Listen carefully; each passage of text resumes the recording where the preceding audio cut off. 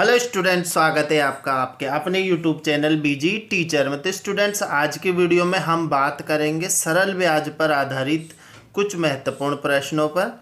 ये सरल ब्याज पर आज हमारा तीसरा वीडियो है। 2 वीडियो मैं ऑलरेडी बना चुका हूँ, जिसके लिंक आप लोगों को इस वीडियो के डिस्क्रिप्शन बॉक्स में मिल जाएंगे। तो देखते हैं आज का जो बहुत ही इम्पोर्टेंट प्रश्न है वो क्या है। एसएससी 2009 में आया हुआ प्रश्न है, जो कि संबंधित है किससे, देखते हैं। कितने वर्षों में 12% वार्षिक दर से 3000 का साधारण ब्याज 1080 रुपये हो जाएगा। तो इस तरीके का प्रश्न आप लोगों से पूछा गया था एसएससी 2009 में। अब इसको शॉर्ट ट्रिक से कैसे करेंगे आप लोगों को एक बार मैं बता देता हूं कि एसआई का जो फॉर्मूला है, SI is equal to P into R into T upon 100, ये आप लोगों को अच्छे से दिमाग में बिठा लेना है। इसी से ही आप लोगों को मूलधन, दर और समय यानी पी आर और टी, पी यानी मूलधन, आर दर और टी समय और एसआई मतलब साधारण ब्याज, ये पूछता है तो आप लोगों इनमें से कोई भी पूछता है तो आप लोग इस सूत्र के द्वारा निकाल सकते हैं। तो देखो, हमें एसआई दे रखा है, कितना दे रखा है एसआई दे रखा है हमें 1080 रुपये। ठीक है, 1080 रुपये दे दिया। अब हमें मूलधन कितना दे रखा है, कितने का, 3000 रुपये का, 3000 का। तो मूलधन हो गया 3000 रुपये। ठीक है, दर कितनी दे रखी है आपको, 12%, है ना, 12% लिख दो यहाँ पर। इनटू कितने वर्षों में, कितने वर्षों में यानी कि टी वर्षों में, बटावा 100 कर देंगे इसके। तो हमने सिर्फ और सिर्फ फॉर्मूले में रखा है। आप लोगों को बस ये पहचानना है कि मूलधन कौन सा है, ब्याज कौन सा है, जो कि लिखा रहता है। तो टी निकालना है आप लोगों को, तो टी निकल जाएगा, टी बराबर 1080 इंटू 100, क्रॉस मल्टीप्लाई करेंगे हम। तो ये हो गया 3000 इंटू 12। क्या करा हमने, इस 100 को इससे गुणा कर दिया और ये जो दोनों नंबर हैं इसको हम लेके आ गए नीचे और बराबर रह गया हमारे पास टी। ये दोनों नंबर कहाँ आ गए, यहाँ नीचे आ गए। इस तरीके से अब आप लोगों को किस तरीके से इसको आसानी से हल करना है, तो देखो यहाँ पर आप लोग देख लें, ऊपर कितनी जीरो है, नीचे कितनी जीरो है। तो 1 2 3, तो उतनी ही जीरो ऊपर से काट दें। अब हमारे पास ऊपर बचा है 108 और 3 और नीचे बचा है 12। तो आप लोग इसको काट दें 3 से, 3 एकम 3, 3 तिया 9 और 3 छक्के 18, और फिर 12 से काट सकते हैं 12 और 36 को। ठीक है, 12 और 36 को, 12 एकम 12, 22 24, 12 तिया 36। तो 3 वर्ष, 3 वर्ष में आप लोगों को 3 वर्ष में 3000 का साधारण ब्याज 1080 रुपये हो जाएगा। देखो, बहुत ही इंपॉर्टेंट प्रश्न है, एसएससी 2009 में आप लोगों से पूछा गया। तो इसकी फास्ट ट्रिक आप लोगों को आनी चाहिए। आप लोग डायरेक्ट फॉर्मूला याद रखने की कोशिश करें। तो इस तरीके से इस वाले ये जो फार्मूला है, इसको आप लोग घुमाकर भी बना सकते हैं डायरेक्ट। जैसे T is equal to ASI into 100 बटावा पी इंटू आर करके आप लोग इसको बना लें और डायरेक्ट याद कर लें, जिससे आप लोगों का समय बचेगा। तो ये था बहुत ही इम्पोर्टेंट प्रश्न जो 2009 में पूछा गया है। प्रश्न कैसा लगा, वीडियो पसंद आए तो लाइक करिए, दोस्तों के साथ शेयर करिए, और चैनल पर नए हो तो चैनल को सब्सक्राइब करना, ताकि इस तरीके का वीडियो आप लोगों तक पहुंच पाए। देखते हैं अगला प्रश्न। अब अगला प्रश्न जो है वो है कोई धन।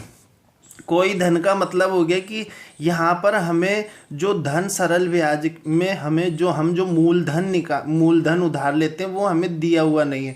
तो हम उसको मान लेते हैं P इजकल टू X। ठीक है, P4 क्या होता है, प्रिंसिपल होता है, जिसको हमने x रुपये मान लिया। ठीक है, x रुपये उधार लिए। ठीक है, उसके बाद क्या है, 8 वर्षों में T, 8 वर्षों में साधारण ब्याज की किस दर से, यानी कि आर निकालना है हमें, दर पता करनी है, से दुगना, किस दर से ये वाला जो धन है वो दुगना हो जाएगा। तो जो इसका मतलब है कि हमारा जो मिश्र धन होगा 8 वर्ष के बाद में 8 वर्ष के बाद में जो हमारा धन होगा वो क्या होगा, दुगना हो जाएगा। किस दर से दुगना हो जाएगा, तो हम इसको लिखेंगे 2x। क्या लिखेंगे इसको लिख देंगे हम 2x। अब ए से का मतलब होता है अमाउंट होता है, जिसको हम मिश्र धन बोलते हैं। पी का मतलब प्रिंसिपल यानी मूलधन, टी का मतलब टाइम, आर का मतलब रेट और ए का मतलब अमाउंट यानी मिश्र धन। तो एसआई कितना हो गया, एसआई कितना हो गया, देखो यहाँ पर पी था हमारा एक्स यानी मूलधन था हमारा एक्स, जो बढ़कर कितना हो गया 2x। तो जाहिर सी बात है कि 2x माइनस एक्स करेंगे हम, तो हमारे पास जो ब्याज आएगा यानी एसआई आएगा वो कितना आ जाएगा, x रुपये आ जाएगा। ठीक है, x रुपये आ गया।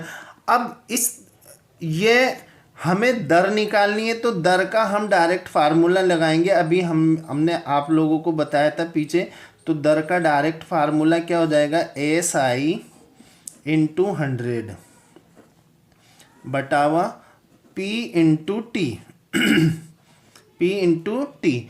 तो ये करेंगे हम, तो इसके बाद मान रखेंगे एस आई कितना है हमारे पास एक्स है, इंटू 100 हो गया, बटावा पी कितना है एक्स है, इंटू टी कितना है 8 है। अब देखो यहाँ x से x कट गया और इसको काटेंगे हम 4 के पहाड़े से काट दें, 4 दूना 8 और तो 400 कितनी बार कट जाएगा, 25 बार कट जाएगा और 25 में 2 का भाग देंगे तो 12.5% आ जाएगा। अब ये जो सवाल है आप लोग यहाँ देख रहे होंगे HM 2010 में आया हुआ सवाल है, यानी कि होटल मैनेजमेंट में पूछा गया प्रश्न है 2010 में। तो ये इस तरीके का सवाल भी बहुत ही इम्पोर्टेंट है ये, तो इसको आप लोग अच्छे से तैयार कर ले, क्योंकि इस तरीके के प्रश्न रिपीट होते रहते हैं। तो कैसा लगा प्रश्न आप लोगों को। अब बात करते हैं अगले प्रश्न की।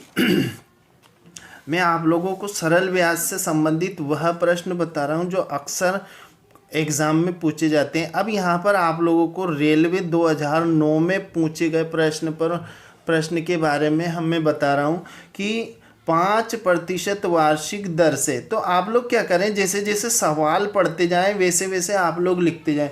तो दर आ गई हमारे पास आर कितनी हो गई, 5% की दर से 3 महीने में। अब यहाँ पर समय देखो कितना दे रखा है, टी दे रखा है 3 महीने।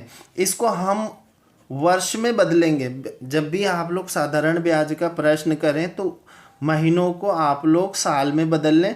तो महीने जब साल में बदलेंगे तो ये कितना हो जाएगा, 3/12, यानी कि 12 से हम भाग देंगे, है ना।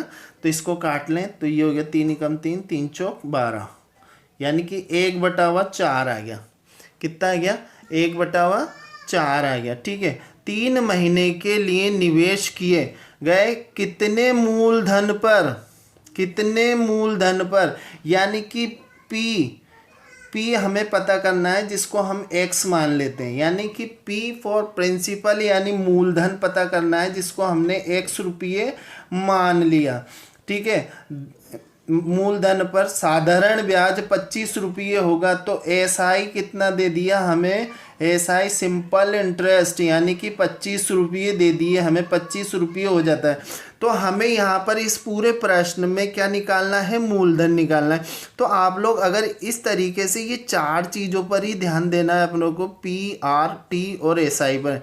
जो चीज़ आप लोगों को दे नहीं रखी वही आप लोगों से पूछता है। तो यहाँ पर हमें P = लगा देना है formula, SI into 100 बटावा SI into 100 बटावा R into T. अब इसका मान रखेंगे तो ये हो गया 25 इंटू 100 अपॉन R कितना है 5% इंटू, यहाँ आप केवल R का मान 5 ही रखें, क्योंकि ऑलरेडी 100 हमने सूत्र में इस्तेमाल कर लिया है। तो ये कन्फ्यूज़न न रखें कि प्रतिशत का निशान कहाँ गया, प्रतिशत का जो 100 आता है वो कहाँ गया, हमने ऑलरेडी सूत्र में लगा दिया है। और T कितना है 1/4। ठीक है, अब इसको हम ले जाते हैं ऊपर, यहाँ ले जाते हैं और आगे का सवाल हल करते हैं। तो ये हो गया 25 इंटू 100 इंटू 4 बटावा 5 इंटू 1। अब 5 से काट लेते हैं इसको, तो 5 पंजे 25 हो गया ये, ठीक है। अब 5 को और 4 को गुणा करेंगे तो 5 चौक 20 और 2 जीरो इसकी आ जाएंगी। तो हमारे पास जो मूलधन आया है, जो धन हमने उधार लिया था, वो कितने रुपये आ गया? 2000 रुपये आ गया। तो इस तरीके से बहुत ही इम्पोर्टेंट प्रश्न आप लोगों को मैंने आज के वीडियो में बताए। अगले वीडियो में हम कुछ और इम्पोर्टेंट प्रश्नों के बारे में पढ़ेंगे और जानकारी लेंगे। तो वीडियो कैसा लगा कमेंट्स करके ज़रूर बताइए। क्या आपकी हेल्प हुई, थोड़ी सी आपकी जो परेशानियां हैं उनका समाधान हुआ इस वीडियो से? कमेंट्स करके ज़रूर बताइए। मिलते हैं अगले वीडियो में, तब तक के लिए गुड बाय।